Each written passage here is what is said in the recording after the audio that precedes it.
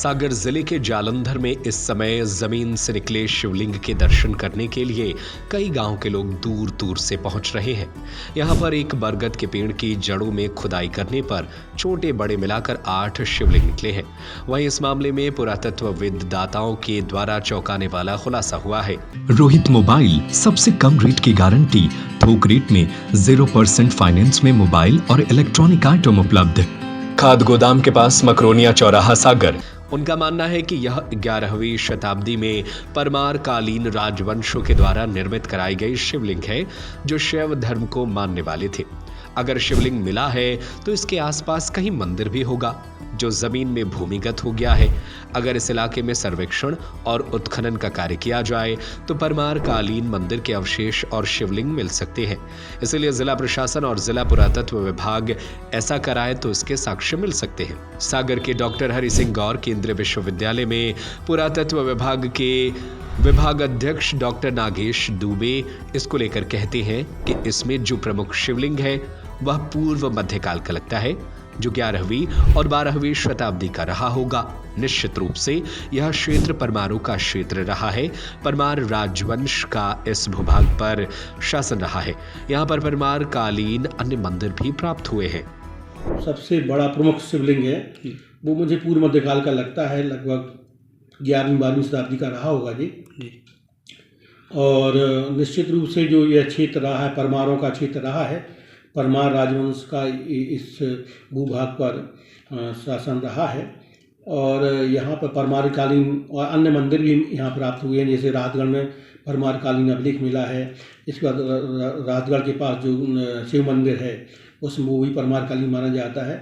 तो जरुआ खड़े क्षेत्र भी जो है अनुमानता है परमारों के अधीन रहा होगा और उस समय ही यह शिवलिंग निर्मित हुआ होगा, क्योंकि परमार जो शासक थे वो शैव धर्म को मानने वाले थे और अनेक शैव धर्म मंदिरों का उन्होंने निर्माण किया है। जैसा कि हम जानते हैं कि उस समय विशाल शिवलिंग भी निर्मित होते थे और जो इस शिवलिंग का चित्र यहाँ पे है यह भी मतलब काफ़ी बड़ा है। और सबसे बड़ा जो परमार कालीन मंदिर माना जाता है वो है भोजपुर का। और लेकिन उस काल में जैसे यहाँ पे उदयपुर का स्थान है, यहाँ पे विदिशा के पास है ना, और वो भी परमार कालीन मंदिर है। तो यह जो शिवलिंग मिला है उसके साथ अन्य जो मुझे अवशेष दिख रहे हैं, इसमें एक सती पिलर का कुछ टूटा अवशेष भी मुझे दिख रहा है, जो पूर्व मध्यकाल में उस समय सती पिलर काफ़ी मिलते हैं और मुझे लगता है कि यह भी उसी पीरियड का रहा होगा।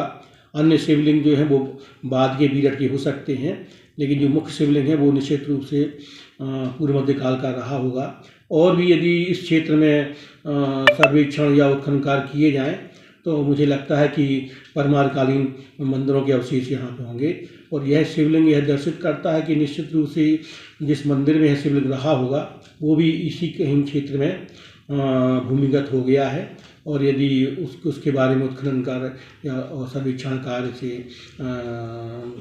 काम किया जाए तो निश्चित रूप से इस क्षेत्र में भी और भी अन्य शिवलिंग परमार काल में मिलेंगे, जिससे यह सिद्ध होता है कि इस भूभाग में जो है परमार कालीन जो है मंदिर होंगे और परमारों के द्वारा जो शिव और शैव मत का विकास किया गया है।